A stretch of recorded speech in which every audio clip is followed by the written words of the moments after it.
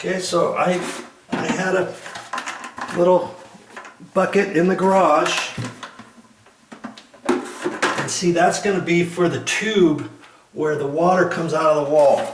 Okay, and if it dangles from here and wants to fall out, I'll just kind of loop it underneath the handle and then kind of push down on the handle, and it'll probably stay like that. Okay, but of course, before I do that, I've got to drain the rest of that water with my sponge. So back and forth I go before I show you the next step. Okay, I'm going to show you that the ears on that plastic nut. Okay, this one right here, it's kind of hard to see down there, but it's got nibs on both sides where I can put my finger and my thumb to try to loosen it up. And sometimes these are just hand tight, believe it or not. Normally, if it is, when I get ready to tighten it back, I'll tighten it up as tight as I can, hand tight, and then I just take my pliers and I'll grab it and turn it just 1/8 of a turn. And if I can't get it off with my thumbs, or my thumb and finger, then I'll just use the pliers to loosen it a little bit before I get in there and get it loose. Okay, well, I've got all the water out under there. Okay, I got my bucket ready. I'm going to see if I can't, see, look at that. I did it without even using the pliers. And get it out. And it's dripping a little bit, you know, but I've got it to where it's not running on the floor.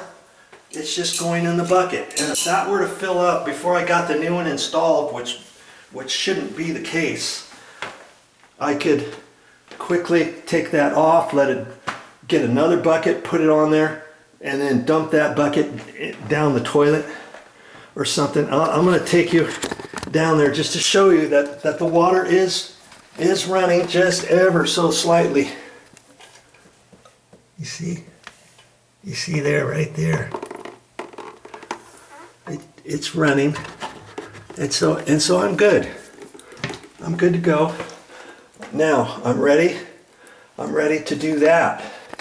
Okay, now before I get under there, I can take that. See that pipe was just right there. It was just stuck down a little bit on this. You see that little S? That's it. You push half down there, and that's how they used to come years ago. And I don't throw those away, by the way. I'm going to save that. I'm going to save that as a reminder. I'm going to put it right there. I'm going to save that in case I ever come across a toilet that just has the pipe really long and it's shoved down. Because if you just push it like that, when this thing turns on, it's going to flip like that, and it won't stay down. So that's a good thing to have, is that. And then this holds down in there, and it's only going down a little bit. If that pipe were to, if this pipe here, this flexible tube, that's the fill tube that dumps in, or that dumps out. No, that dumps in. That's just a pipe that goes down, and it fills the water up. Okay, below that, and then it fills the tank up. Okay. If that's down too far and you just leave it with nothing on it, that'll siphon your water in your tank low enough to where then it will tell us, oh, hey, we need some more water in the toilet. Fill it back up. And maybe that's what you're hearing every 15-20 minutes on your toilet. And that's a good way to fix it, is to make sure that little tube is not doing that. Okay, so now that next one is not going to be just hand tight. That one's going to be tight. So I'm going to have to take a pair of pliers and I remember righty tighty, lefty loosey, right? And so I look on that. If I was looking at it straight up, I would know that turning to the right is going to go that way. So I have to grab my pliers on it. And these are slip joint pliers. I can make them bigger or smaller right there. Okay. And I know I'm going to have to grab it and turn it that way, right? Okay. And I thought I was going to get down on my hands and knees. I guess not. Just grab it and turn it.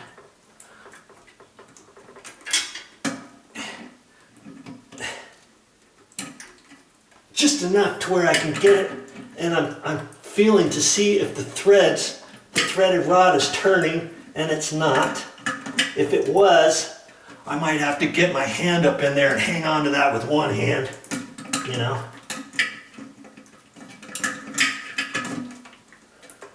Okay, I think I got it enough. Okay, now I can loosen it, and see, once I loosen that, any last little remnants of water in there is coming down on the ground. But there, I'll put the bucket under that. I'll catch you. I'll catch you.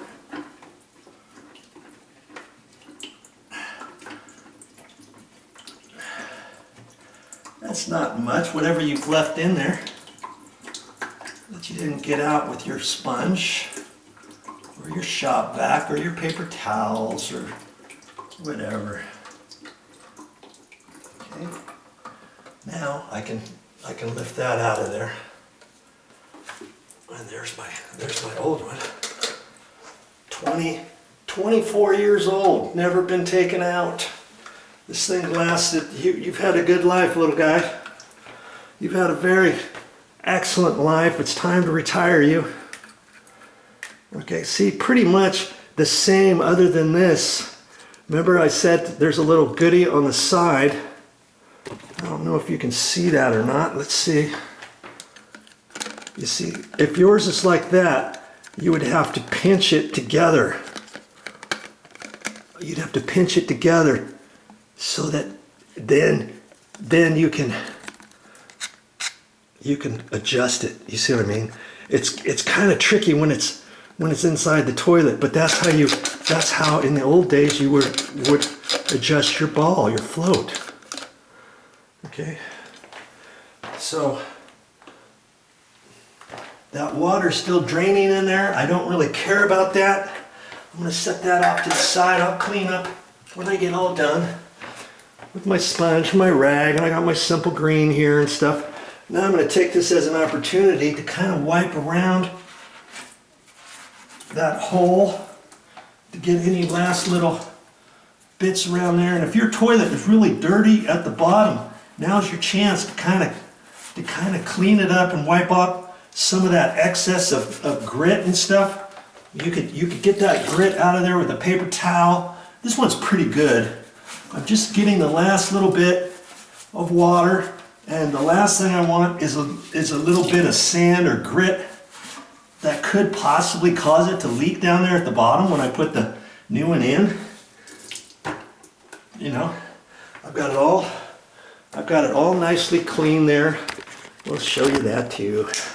I know you always like to see stuff. You see what I mean? All clean there now. Okay?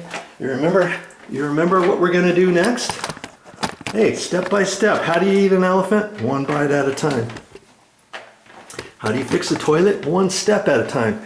Before I show you the next step, I'm gonna kind of wipe up a little bit, just so I don't track all this stuff all over the place and have a slippery floor or any of that, you know. Got my rag here, and it's better to be safe than sorry, right? Okay, that's my motto.